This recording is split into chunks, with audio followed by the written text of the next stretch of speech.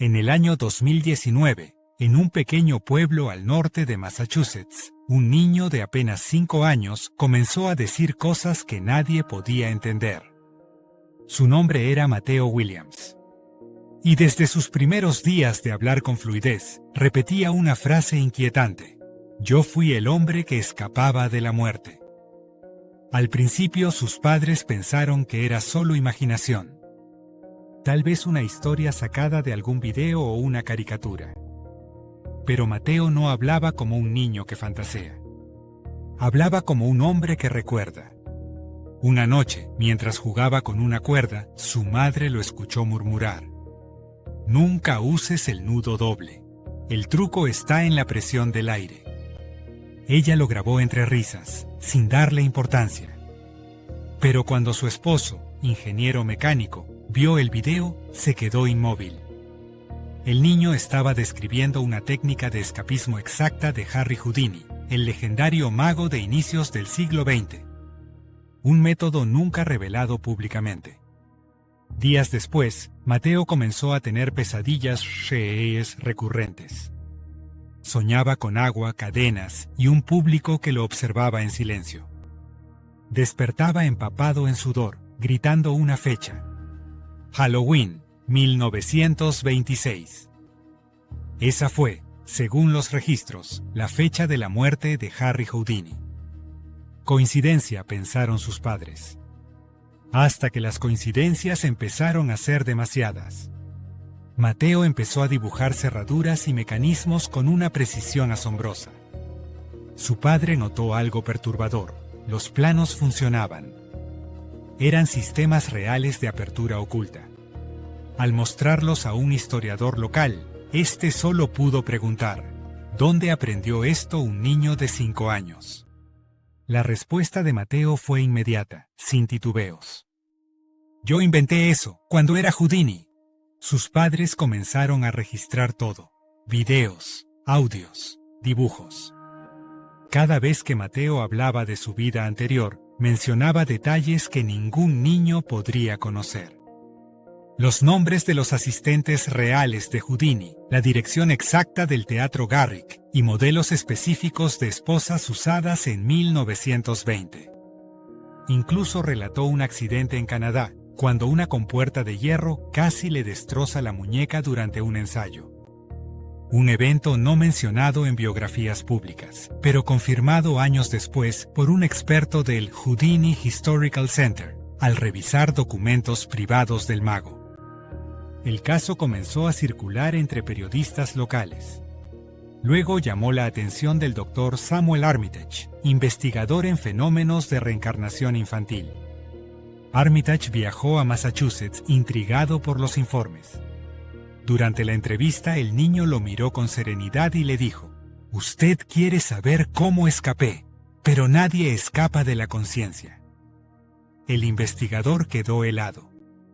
Mateo no solo hablaba con un tono adulto, sino que tenía un leve acento húngaro, idéntico al de Houdini, nacido en Budapest. Armitage le pidió que describiera su último recuerdo. El niño cerró los ojos y, con voz más grave, respondió: «Había agua, un golpe en el abdomen, y luego oscuridad. Pero no morí. Solo me quedé atrapado, en el aire». En las semanas siguientes, Mateo comenzó a hablar de algo llamado el cuarto invisible.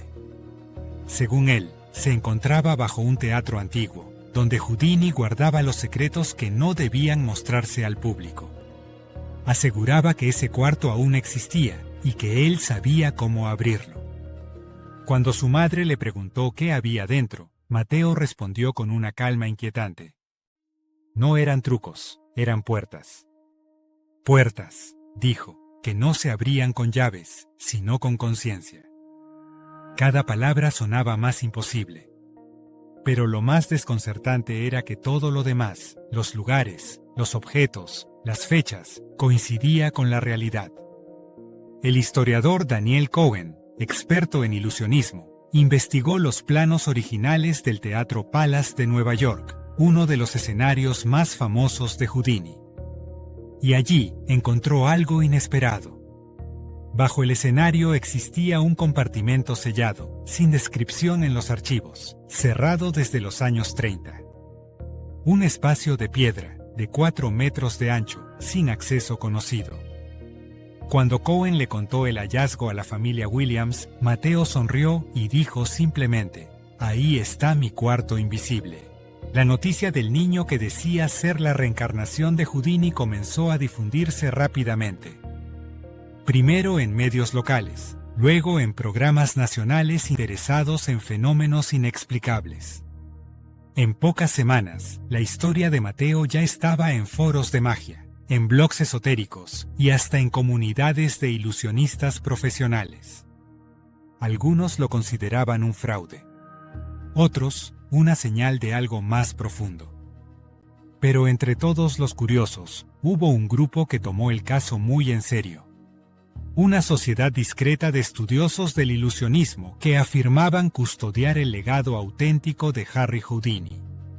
Uno de sus representantes contactó a la familia Williams con un tono cordial, aunque cargado de advertencias. Les dijo que no debían seguir alimentando la historia, que Houdini había dejado secretos que no estaban destinados al público. El padre de Mateo se negó a retirarse. Según él, lo que el niño sabía merecía ser investigado. Fue entonces cuando el historiador Daniel Cohen y el Dr. Armitage propusieron algo más audaz. Visitar el Teatro Palace, el lugar donde Mateo afirmaba que se encontraba el cuarto invisible. Tras meses de gestiones, obtuvieron un permiso limitado para acceder al sótano del edificio, acompañado por técnicos y personal de seguridad. La primera inspección reveló estructuras antiguas cubiertas por capas de cemento. Había pasadizos que conducían a espacios sin registrar, algunos sellados con vigas oxidadas. Cohen notó símbolos grabados en las paredes, triángulos, estrellas, círculos entrelazados. Uno de los operarios comentó que parecían signos masónicos. Cuando Mateo vio las fotos tomadas durante la exploración, señaló un punto específico del muro y dijo con total seguridad: «Ahí está la entrada. Pero no se abre con fuerza. Se abre con ritmo». El niño comenzó a golpear la mesa con los dedos, repitiendo una secuencia rítmica. Cohen se dio cuenta de que aquella serie de golpes coincidía con una anotación oculta en uno de los diarios personales de Houdini, un cuaderno que nunca fue publicado, pero que el Museo de Appleton conservaba en sus bóvedas. La coincidencia era imposible de explicar. Ante la presión mediática, los permisos para continuar la excavación fueron suspendidos temporalmente. Sin embargo, Cohen decidió seguir adelante de manera privada, con un pequeño equipo. La familia Williams aceptó acompañarlo, convencida de que el niño estaba recordando algo más que trucos de magia. Una noche de otoño, el grupo accedió de nuevo al subsuelo del teatro. El aire era denso, húmedo, cargado de un olor metálico. Mateo caminaba adelante, con una linterna pequeña. No parecía asustado, solo concentrado. De pronto se detuvo frente al muro que había señalado en las fotos. Posó la palma de su mano sobre la piedra y susurró algo casi inaudible: el latido de la cerradura. Uno de los técnicos, intrigado, empezó a golpear suavemente el muro siguiendo el patrón que el niño había mostrado días antes. Tras varios intentos, un sonido hueco resonó desde dentro. La pared vibró levemente y una sección del muro se hundió unos centímetros, dejando visible un hueco estrecho.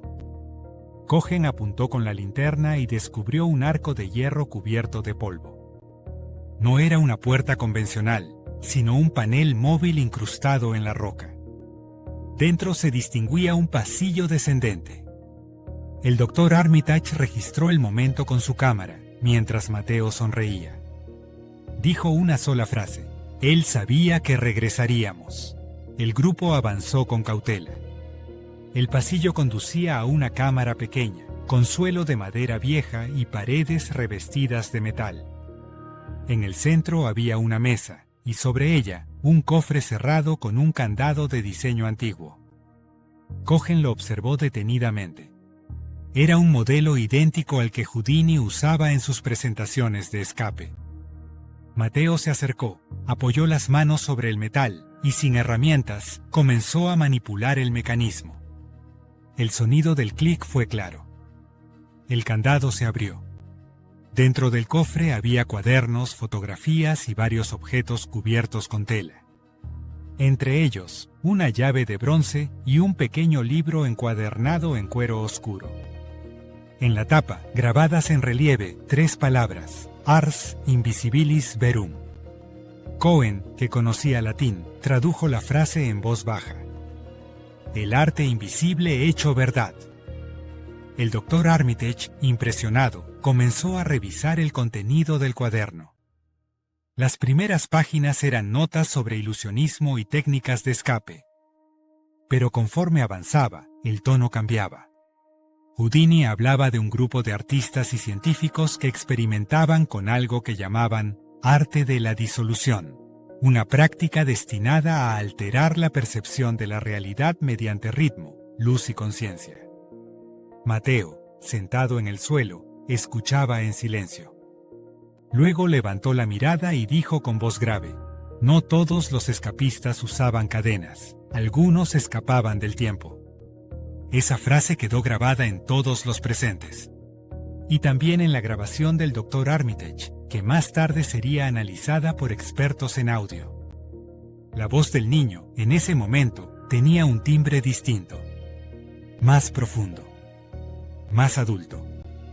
A partir de esa noche, todo comenzó a cambiar. El hallazgo despertó la atención de coleccionistas y sociedades secretas que aseguraban tener derecho sobre los materiales de Houdini. Varias personas contactaron a Cohen con advertencias directas. Le aconsejaron destruir lo encontrado o entregarlo de inmediato. Pero Cohen se negó. Y sin saberlo, acababa de abrir una puerta que llevaba décadas esperando volver a ser cruzada. Durante los días siguientes al hallazgo, la familia Williams y el equipo de investigación mantuvieron el cofre oculto en una pequeña casa de campo fuera de la ciudad. Los documentos estaban deteriorados, pero legibles. Al analizarlos, descubrieron referencias a una serie de experimentos realizados entre 1920 y 1926. Houdini describía reuniones privadas con matemáticos, físicos y miembros de logias esotéricas.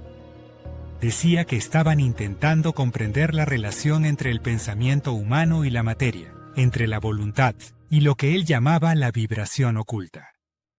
En una de las páginas, una frase destacaba escrita con tinta roja: quien controle el ritmo, controla la realidad. El Dr. Armitage comenzó a sospechar que aquel supuesto arte invisible no era un truco de magia, sino una investigación sobre la percepción. Un intento de manipular la mente a través de patrones visuales y sonoros. Cohen, más escéptico, pensó que solo eran metáforas artísticas. Pero el niño, Mateo, parecía entenderlo todo con naturalidad. Pasaba horas observando las notas, repitiendo secuencias de números y símbolos.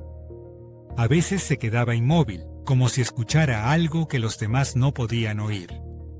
Decía que el cuarto invisible no era un lugar físico, sino un espacio que solo se abría cuando la mente recordaba su forma original. La tensión aumentó cuando una noche la casa fue forzada.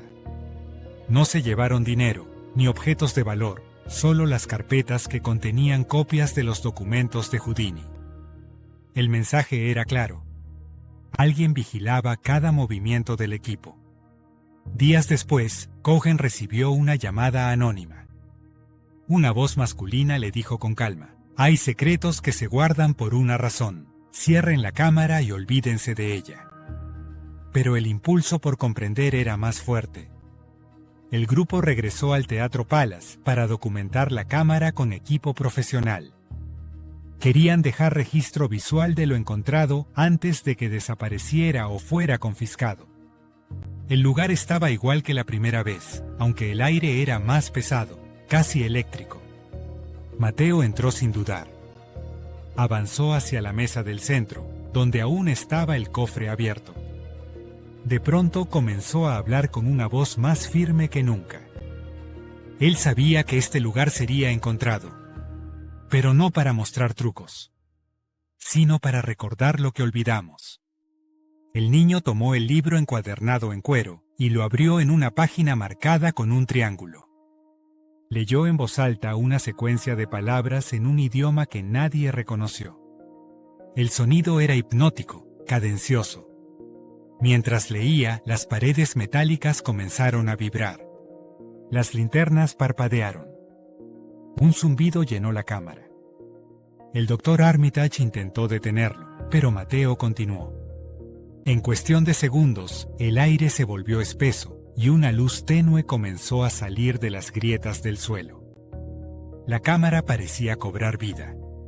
Cohen, paralizado, alcanzó a decir: «Esto no puede estar pasando». Entonces el niño levantó la vista y pronunció las últimas palabras del texto. La vibración se detuvo. Silencio absoluto. Cuando el grupo recuperó el control, la habitación había cambiado. En una de las paredes, ahora se veía una inscripción que antes no estaba allí. 3 palabras grabadas en el metal: arte, mente, libertad. Mateo cerró el libro y dijo en voz baja: el arte no era para escapar del agua ni de las cadenas, era para escapar del olvido. El grupo abandonó el lugar esa noche, con una mezcla de temor y asombro. Al día siguiente, cuando intentaron regresar, el acceso al sótano estaba sellado. El teatro había sido clausurado por mantenimiento estructural y el permiso de exploración revocado. Nadie supo quién ordenó el cierre. Ni el museo ni las autoridades locales dieron explicaciones. Semanas más tarde, el doctor Armitage presentó un informe parcial sobre el caso. Incluía grabaciones, fotografías y transcripciones del diario. Pero el material fue retirado de los archivos académicos al poco tiempo. Algunos decían que por falta de evidencia, otros, que por presiones externas. De Mateo y su familia poco se volvió a saber. Mudaron su residencia y desaparecieron de los medios. Solo una última grabación circuló por internet. Un video corto, filmado por Cohen días antes del cierre del teatro. En la grabación, Mateo aparece sentado frente al cofre abierto. Mira directamente a la cámara y dice: «Las puertas siguen aquí, solo hay que recordar cómo mirar». La imagen se desvanece y el video termina abruptamente. Desde entonces, nadie ha podido confirmar qué ocurrió con los objetos encontrados, ni con el supuesto libro de Houdini. El Teatro Palace reabrió años después, renovado y sin rastro de la cámara. Cuando los nuevos dueños fueron consultados, respondieron que bajo el escenario no existía ninguna estructura subterránea. Los pocos testigos que participaron en la excavación mantienen silencio. Algunos por miedo, otros por respeto. El doctor Armitage se retiró de la investigación pública. Daniel Cohen vive recluido, evitando entrevistas. Y el caso de Mateo Williams se convirtió en una leyenda contemporánea. Una historia que divide a los escépticos y a los creyentes. Para unos, un elaborado montaje. Para otros, la prueba de que la conciencia puede trascender la muerte y regresar para cumplir una promesa inconclusa. Nadie puede afirmar qué era realmente el cuarto invisible. Tal vez un refugio físico. Tal vez una metáfora. O quizás una puerta que Houdini dejó abierta. Para quien supiera encontrarla.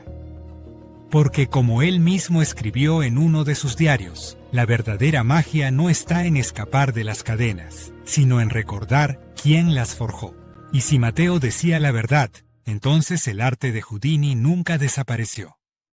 Solo cambió de cuerpo, esperando el momento correcto para volver a ser revelado.